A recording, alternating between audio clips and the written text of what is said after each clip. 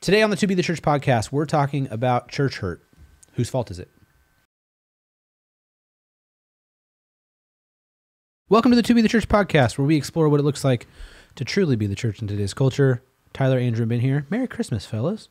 Merry Christmas, you filthy Merry Christmas. Yeah, as this could be somewhat of a Christmas episode. Christmas is coming here in the next week or so. And I thought I would get us started today by showing you a video I just saw on X or Twitter, whichever you want to call it. And this video just made me happy, and so I thought I'd share some Christmas cheer with you guys. All right, you ready for this? Here we go. If I'm honest, I never really liked the church. I didn't even really like Christians that much. I used to think of it like a package deal. Like, you get Jesus, and so you get the church and Christians thrown. It's just part of the package. And there are some bits you like Jesus, some bits you don't like so much, just like the church and Christians. Used to find that a bit annoying. But I'd turn up to church and go through it. But I didn't really enjoy going to church. And then one day, I was at the back of our church in East London, and someone said to me, "Oh, we need help to run the coffee team." And I was like working like 70, 80 hour week. I'm like, what? And they were like, yeah, Steve, we really need your help running the coffee team on a Sunday. And I was thinking, I'm a barista, I'm not a barista. Like, I've got a job, I don't need another job to run a coffee team. But I just, sometimes you just can't even think of what to say. So I was like, okay, I'll do it, okay. And I instantly thought, why did I do that? So I turn up next week, like, trying to get the cups and everything, get the coffee right. As I handed these cups to people, something really changed in me. I found myself, as I handed coffee to these people, growing in love for them. I was like, these people are amazing. Like, this is this extraordinarily diverse community. It's been gathered from across the area. Probably not another place that looks as diverse and integrated as this. This is a miracle. And then even people I found a little bit more frustrating and complicated, as I handed them their coffee, I kind of grew in love for them. And I kind of basically fell in love with the church. And then I kind of went back to the person who'd asked me to do it. I said, we need a new coffee machine. We need better beans. We need better mugs. Like, come on, these are amazing people. I want this to be the best coffee that they get. They're coming to church on a Sunday morning. I got more and more passionate. I started to build a team to serve coffee on a Sunday morning. I sometimes say, making coffee changed my life because I fell in love with the Church of Jesus Christ. I didn't realize why it was special. I didn't realize why it mattered. And as I made coffee for people, I suddenly realized, the church is like the bride of Jesus Christ. It's like the thing he gave himself for. Like, the church is God's plan for the salvation of the world. There's no plan B. And God is going to build his church, and the gates of hell will not prevail against it. So, like, God is putting all his eggs in the church basket. And I realized over those few weeks, there's a beautiful thing here. Yes, it messes up. Yes, it makes mistakes. You'll never find a perfect church, but it's a beautiful thing. And I thought, that's what I want to spend my life building. Well, Yeah, it's great. yeah. So that video started, and like a lot of things on Twitter, I was like, oh, like, here's another video about how the church is messed up, or like, I love Jesus, but not the church. Because that was like the original angle. I thought that's where it was going. Yeah. But yeah, I mean, that was beautiful. And we all have stories like that of people not just serving, but just growing in community in some way and finding that love for the church. But any thoughts about the video? Because we actually have a question that can kind of lead us right to the question from that video. But any thoughts from Steve in East London? Yeah, I mean, I think that's kind of cool that maybe if you're a person who doesn't love the church, and you resonate with kind of what he was saying before he started the coffee thing, maybe one of the reasons is because you're thinking about what the church can give you instead of what you can give the church. And so him beginning to serve actually showed the importance of what the church is, and I think these are real people, and just the value of it. And so that's probably a good lesson that most people I've heard that are like, I don't really need the church or don't like the church. Usually it's from a consumeristic mindset rather than, what if the church needs me? Even if I don't think I need the church, maybe the church needs me, and serving can help you grow in your love and value of the church. So I thought that was cool. Yeah. Yeah. The the English accent and the background music really made it more official. And so I've been moved to begin serving myself, you know. What if he doesn't have that accent in real life, but the video guy was like, hey man, it'd really work better if you added that. No, all right. We'll call you Steve from East London. Yeah. All right. So this question came in from a listener, not related to the video at all. I just saw that video today and thought, oh, that's actually cool. I'd like to share that. Yeah. Okay. So one of our listeners sent in a graphic that was like a post on Facebook.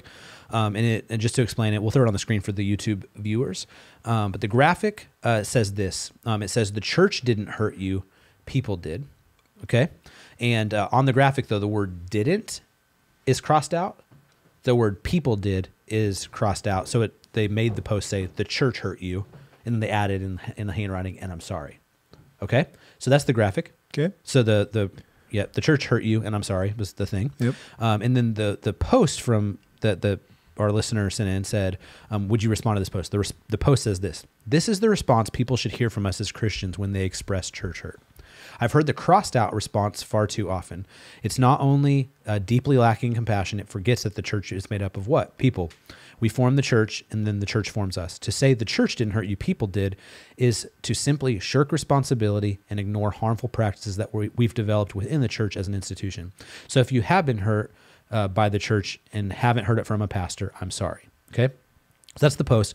Our listener sent in that whole thing and said, which one is correct? The original, the church didn't hurt you, people did, or the crossed out version, the church hurt you, and I'm sorry.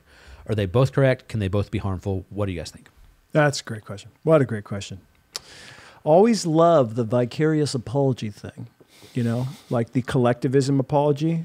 Ben, I'm really sorry for the Crusades, you know, like. Thank you for saying that. Yeah.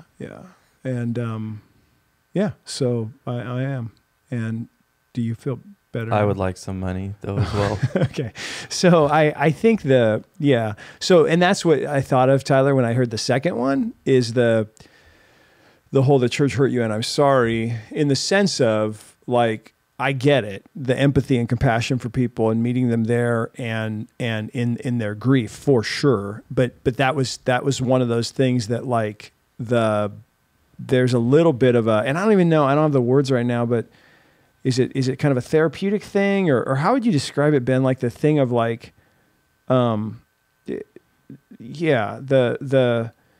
that you get what I'm talking about? That's sort of you need to use words. Use your words.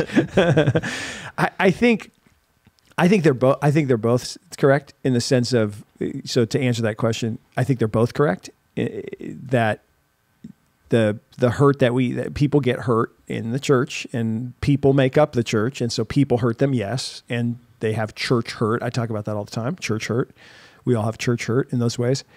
It's the and I'm sorry part that I don't know, that I go like, it's great. It's simply words. If it's just like, and I'm sorry, I think like the I don't know. You see what I'm saying? Yeah. The church is the people, but that does not mean that the church is still not made up of individuals who are responsible for their choices and decisions. Mm-hmm. So like, it's kind of that baby in the bathwater thing. Like some people will say, well, since someone in the church hurt me, therefore the whole church is corrupt and I don't trust anyone in the church. I can't trust anyone in the church.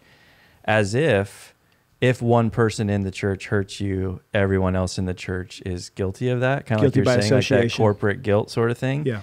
And I just don't think that's true or helpful. Now, I understand if someone's hurt by a church leader or a church member, and there is a time of grieving and processing and not being able to jump right back into the life of the church or to trust a Christian leader initially. I understand that takes time, but sometimes I think that becomes kind of an excuse to never get involved back in the church because at some point in your history, one person in the church hurt you. And I just don't think, again, you're ascribing that hurt to every church everywhere, every church leader everywhere. And so like that second one implies, are we responsible for someone at a different church hurting somebody else? That's right. Yeah, because we are a part of the universal church? I don't think so. I think that person who hurts you is responsible, and I am sorry that happened, but I also don't feel responsible for that. Yeah. And that's, I think the corporate guilt was probably the two words I was looking for there, because I do look at that and go, the real church hurt that the person experienced, I can say I'm sorry, and I would, and I say that kind of stuff in sermons all the time, and be empathetic toward that and hear that, but also not think that like that's suddenly going to make it better. Like that's suddenly going to heal them hearing an apology from me. Hopefully they hear a genuine, empathetic, caring word from me about it. But that idea that like really they're hurt from a person in the church or those kind of things, to think that them maybe just going to another church and hearing, oh, I'm sorry, and then let's kind of align ourselves against that other church that you came from and those people were hurt. It's like, no, the reconciliation stuff, the fodder for that reconciliation is in those relationships that the hurt happened and those kind of things. And obviously that's so complex, and there could be abusive situations where it's not, or roads that have already been traveled that can't be gone back down for some reason. And so every case is different, but I think it's the corporate guilt, the sort of like apologetic thing for something that you didn't do, or that the church itself collective didn't do, right? That hangs me up a little bit on it. And I just go, it sounds a little bit trite to me, of like, I don't know, it's empathetic, but yeah. And it implies that the universal church is some sort of single entity, and like the Catholic Church is. You know, people say that the Catholic Church hurt me because that is like it has a top-down leadership structure with the papacy and with the history and tradition. So, but the Protestant church is not necessarily like that, especially as like Baptists. We believe in like local church autonomy, and yes, we're a part of the Big C church, but there is distinction in local churches, and so some of that ecclesiology factors into it too. So I'm probably being too nitpicky on that, huh? And not empathetic enough. Tell me, Tyler. Well, I think when I read this, both phrases, the original and the crossed out, it's just too broad of a brush. So like there are people, and I mean, I had coffee with somebody just a couple of days ago who was talking to me about like kind of like the way that a church operated and the way that a church, a specific church, like allowed leadership to do certain things, hurt them. And so in that case, I don't think it'd be appropriate to like post this on their Facebook wall and say the church didn't hurt you, people did. It's like, no, like and you know, people bristle at this, but like the structures in place allowed you to get hurt at that specific, in that specific content, that specific scenario. But in sometimes like, it's like, oh no, the church didn't hurt you. People did. That's actually the correct statement, where it's like, dude, it was two people in your community group and you guys got in an argument and like you got hurt by that. Like, don't blame the church. Like, exactly. You know? And so, I just find graphics like this unhelpful unless you're like legitimately, like, if I come to Ben and I'm Ben, like, this is for you. The church didn't hurt you. People did. And you're like, oh, maybe that's true. Or the church hurt you and I'm sorry. Like that's but that's not the point of this. Like this is a getting on a soapbox Facebook post. And it's just not helpful because, like I said, there's scenarios where original statement's true, scenarios where crossed out statement's true. And to paint that broad of a brush is just, you're going to be incorrect about 50% of the time. So, And so once again, the conclusion of the To Be the Church podcast is the internet doesn't help anything and it's the worst. Yeah. So as pastors, what have you learned about pastoring someone who comes to your church with church hurt? Yeah. Dude, like, this is something that's difficult. Empathizing with them without jumping into talking crap on another church is really like a fine line, you know, where it's like, oh man, I'm sorry that happened.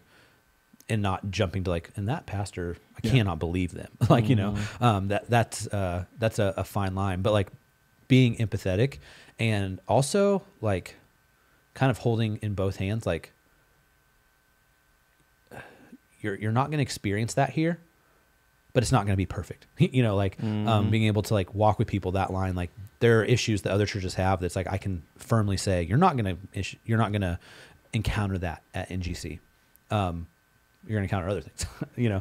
So much worse. I've made it a rule to never, especially with people who come from churches in our same county and community, I'm never going to join in on like criticizing another church, or especially because since I know a lot of these guys now, and I would not want them to do that if someone left our church and came to them. Also, you have to be discerning because there is a lot of people that come with church hurt. There's also just a lot of chronic complainers and squeaky wheels who jump from church to church. And so you got to discern that. But one thing I've learned is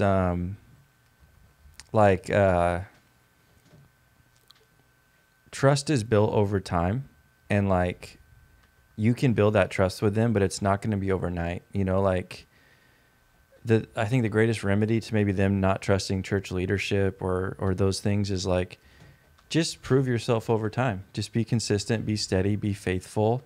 And, you know, but it's not like, yeah, you've been here a couple of weeks, you should just trust me. I'm the pastor here. It's like, why should they trust us? Like, but over years and years of being faithful and humble and Christ-like by the Spirit's power, you can build that trust. So don't expect as a pastor, like people should just trust you just because of your title. Like that trust is earned and it takes time, I think. I would say there's two sides to every story too. I've learned over the years that like people come and they have church hurt, or especially those who are really vocal about it.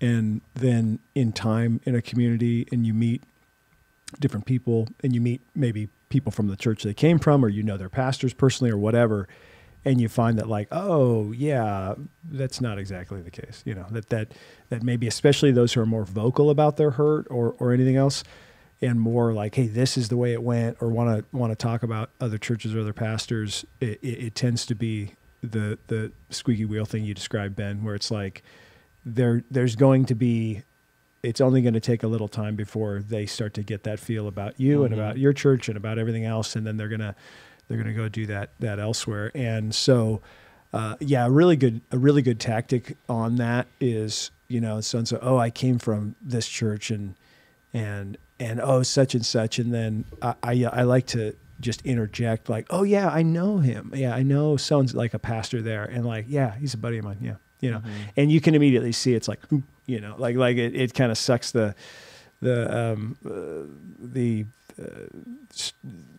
whatever dysfunction out of the moment, and the person kind of gets quiet on it. But yeah, so yeah, church hurt is real, man. And I feel like even the longer I've gone, the more that's been a theme in preaching, and something that I've whenever the text can be applied in certain ways to address those kinds of things, I find myself addressing those things more and more. And the reality is, dude, who has more church hurt than pastors? I was just going to say that.